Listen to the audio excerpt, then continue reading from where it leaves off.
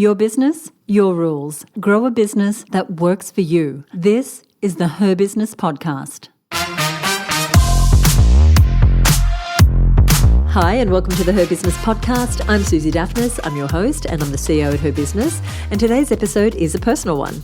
I'm sharing the story of a big decision I made this year, one that surprised a lot of people, and honestly, it required a whole new level of courage and self-trust from me. So this year, I decided to walk away from one of our top revenue streams, and to do that on purpose. And that revenue stream is our popular Marketing Success Mastermind. Now, I have co-hosted this program for 10 years with Michelle Falzon, and it has supported over 100 women and a couple of men to improve their marketing results, and it has been an incredibly special part of our Her Business product suite.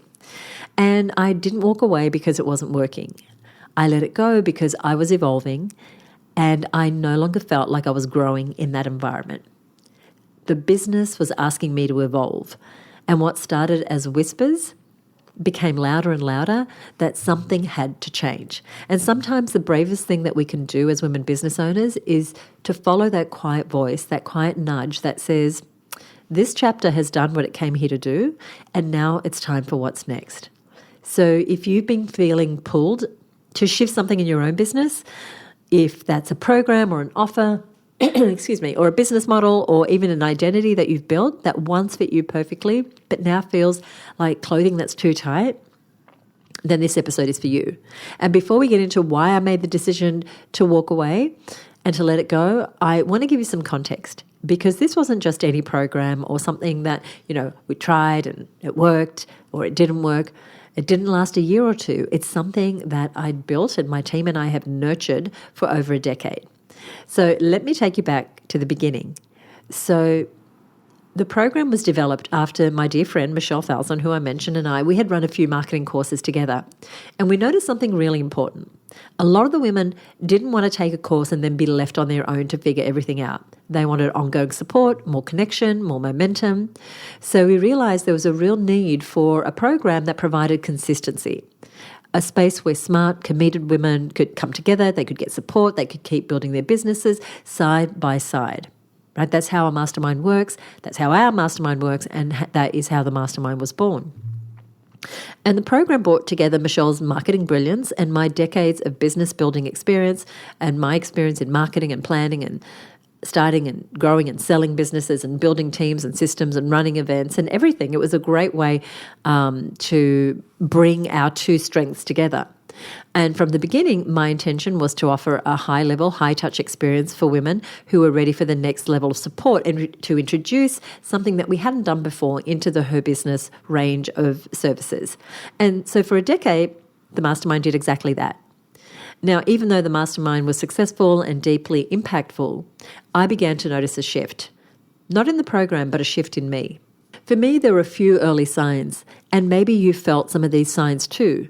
There was this quiet sense of resistance, of my body saying, something doesn't feel right. And it wasn't because what I was doing was hard. It was because it was no longer lighting me up the same way. And I felt like my energy was being pulled away from where I really needed to be focused right now in this time in my business. And the Marketing Mastermind only allowed me to use some of my gifts and abilities because the focus was purely on marketing. Now, we ventured into some other things like how to resource marketing and marketing teams and planning your marketing, all those things, but it was still really about marketing and continues to be. And so there was a sense that the structure or the model that we'd created, it no longer supported the business that I want to build now or what I want to be talking about and teaching about, the areas where I feel I can give the most contribution. And it just stopped reflecting the voice that I was ready to share, even though it was at one point and for many, many years exactly where I needed to be and what I needed to be sharing. And so I feel like I stopped growing personally within that structure. And that can happen when you do something for a long time, right? It can start to feel a bit the same. But we can keep doing something because it works, right? Which the Mastermind does. The Mastermind works.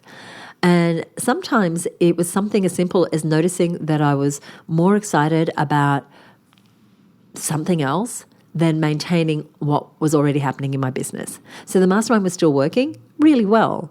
It was delivering value, but I started to feel like it wasn't the right program for me to headline anymore. Not for where I want to take her business and for the impact that I want to make on women's businesses right now in my business. But of course, anytime you feel a shift like that, the first question is always, wait, is this real? Am I just tired? Am I scared? Am I bored? And so I ask myself those questions. Am I tired? Am I scared? Or am I bored? Do I need a break? But what I was feeling, it wasn't fear, it wasn't boredom. It was something a little more profound. And it was me avoiding doing something hard. It was me wanting to just stop doing what I was doing because I felt really restless.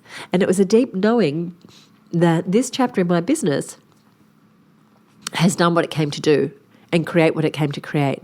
And that holding on to the mastermind out of habit or loyalty or pride or for the money, which was a significant consideration as it has been our top money-making program for a number of years, that holding on to it was actually keeping me from stepping into the next evolution of her business.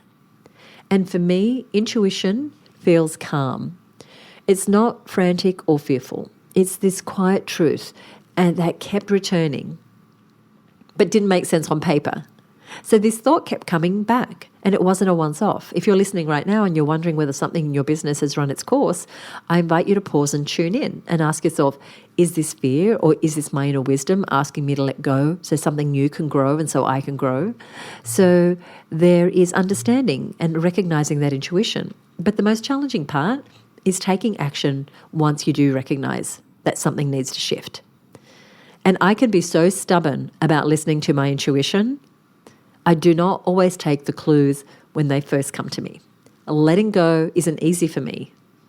Whether it's letting go of a program or a car that I've loved or a sweater that I've loved, letting go is not easy for me.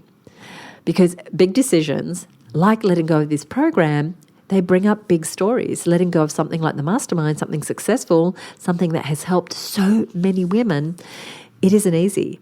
And one of the toughest parts isn't the decision itself, it's what the decision brings up.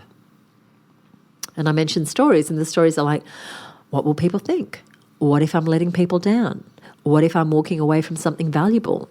What does it say about me if I stop doing this? There's a real sense of obligation, especially when you've poured years into something and genuinely love the people that you're working with. I love Michelle. I love the women in the mastermind. I love our masterminders so much. And I also noticed an identity piece. There was a version of me that was, well, I'm Susie from her business who runs the mastermind with Michelle. Is part of what we do, what we represent as her business. Having now for 10 years had, I believe, Australia's leading marketing mastermind for women business owners. And walking away from that meant redefining how I showed up, even to myself. But here's what I had to remember. We are allowed to evolve. Our businesses are meant to grow. We're meant to grow. And sometimes the bravest thing that we can do is release something, even when it's still working, to create space for what's next. With those stories I mentioned come up fears, the very normal human fears. When you're thinking about letting go of something successful, as I said, a business, a program, a relationship, the fears can come up. What if people are disappointed in me? What if I regret this later and there's no turning back? What if this is a big mistake? What if I'm letting go of a really crucial part of my business? What about the income that I now need to make up from something else? And underneath all of that, there's also, what if I lose momentum? What if I become irrelevant? What if people don't understand why I'm doing this? And these fears are fears that I have felt, and they're fears that are normal. And they come up because you care, because I care. But what helped me was coming back to trust. I have reinvented my business and myself multiple times in the 30 years since I started my first business, many times. So I wasn't making a knee-jerk decision. I'd sat with it, I listened deeply, I contemplated, I thought, I cried, I talked my decision through with trusted mentors and peers, I checked it against my long-term vision, and I reminded myself that letting go is not failure. And changing direction in our business isn't flakiness. Gosh, 10 years. Right? I don't think flakiness is a word that people associate with me, but anyway, it's a thought. And that making space isn't the same as starting over. It's actually starting richer. And the women in that mastermind program, they have shown nothing but praise and understanding and admiration when I told them. Some have even said they wish they were brave enough to let go of something that no longer felt aligned for them. And they said things like, thank you for modeling what you teach, that we want to be doing what we love every day. Thank you for stepping into the space that you're inviting us to step into, which is to create a business and a life that you love. So while letting go has been immensely difficult, I want to remind you of what opens up afterwards. And letting go of the mastermind has already started to open up a space for me, creatively, emotionally, strategically. Emotionally, I feel a lightness, a sense of relief to have made a decision, a quiet inner knowing that I'm coming back into alignment. And creatively, I feel more energy for ideas that are not fully formed. So I'm not saying, well, I got the answers, I'm moving into the next thing. But that I have energy for ideas that have been sitting quietly in the background, just bubbling away. But I haven't had any bandwidth to even explore them, to pull the thread to see if this is something I want to do next. And strategically, I'm excited to focus even more deeply on supporting the members inside of the Her Business Network in whatever way is right for them next, so that they can grow amazing businesses. And letting go of a program like a mastermind, which has a lot of moving parts and multiple in-person events and monthly calls and strategy sessions and Facebook groups and all those sorts of things in an online hub, it has actually freed up my team's capacity in the new year as well, and our systems, and most importantly, everyone's headspace. And it allows us to go deeper, ideally making a bigger impact, evolving. It's like pruning a healthy branch. So we pruned that offer, not because it wasn't working, but because pruning allows the whole tree, the whole business to grow in a healthy way. And as all of this was unfolding, I realized something else. Decisions like these, they really change us. They change us deeply. Decisions like this make us grow as leaders, because it's one thing to keep saying yes because it's expected. It's another thing entirely to pause, listen and say, this is no longer aligned and I'm willing to make a change, even if it's uncomfortable, even if I have to sit in a vacuum, in a void for a little while and not have the answers. This kind of decision, it builds self-trust. It reconnects you with your values. It strengthens your leadership. When we follow our intuition, especially when something doesn't make sense on paper, we get closer to the work we're truly meant to be doing. So if something in your business is feeling off, start paying attention. It's not something to brush off. That is your inner wisdom sending you a sign. Now, I know that you might be listening right now, right on the edge of a similar decision, but you're saying, but how do I actually do that? How do I actually phase something out? Especially if I've been doing it for years, especially if it actually works and it brings in income and profit. So let's have a think about the practical side. If you are ready to close a chapter, here's how to do it thoughtfully and strategically. First, get really clear on your why. Is it energy? Is it vision? Is it about your values? Is it knowing that there's something else for you to do? And really knowing your why is going to anchor your decision when you have those moments of doubt, if you find yourself wobbling. And the second is to communicate with care. This is the ultimate in responsibility. When something changes, be thoughtful, be transparent. Make sure you're acknowledging the thing you're letting go of and what it's meant to you, and communicate to those involved. Bring them in to the conversation early and fairly. And then look at what's next. Look at the ripple effect. What else needs to shift? So with us and the change we're making, we have to consider team, cash flow. What does this mean for our product and service range? What systems need to change? What planning? Zoom out and realign your business. And then fourth, actually create space before rushing into what's next. This one is really, really important. There can be the urge to rush to make a decision, and it's easy to panic and fill the gap with a new program or offer or partnership or project, whatever it is for you, that you haven't fully thought through. Don't do that. Take space, take time. Don't try and fill that gap too quickly. Your next aligned idea is always going to show up in that white space, in the gap, in the vacuum. And finally, trust that what is next will be the right thing for your path. It will be more aligned to your heart's desire. Trust yourself. Remember, you are not starting from scratch. This is an evolution. You have all this history, all this experience now, a deeper knowing of what's right for you right now. And this is evolution. And if you could see what's coming for you, what's coming for me, we wouldn't be able to contain our excitement. I am so deeply proud of what Michelle and her business team and I have built together with the mastermind. I'm so grateful for every conversation, every win, every breakthrough that's been shared inside of the mastermind over the last 10 years. I'm so grateful for the women who allowed us to hold them for 10 years and support them in their business growth. And this program was a co-creation, and Michelle's been such an integral part of its design and delivery from the very beginning. And I know that many of the women who listen to this show, they know Michelle, they know how amazing she is. And the good news is that the Mastermind program is going to continue under her leadership. And so thank you, Michelle, if you're listening, for being an amazing collaborator for the last 10 years. I love you forever. And this brings me to the heart of today's episode. If there's one thing I want you to take away, it's this.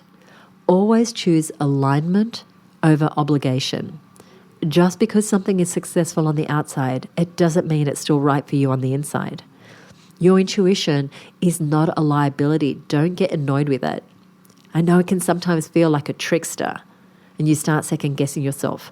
Listen to those whispers. Watch your mood.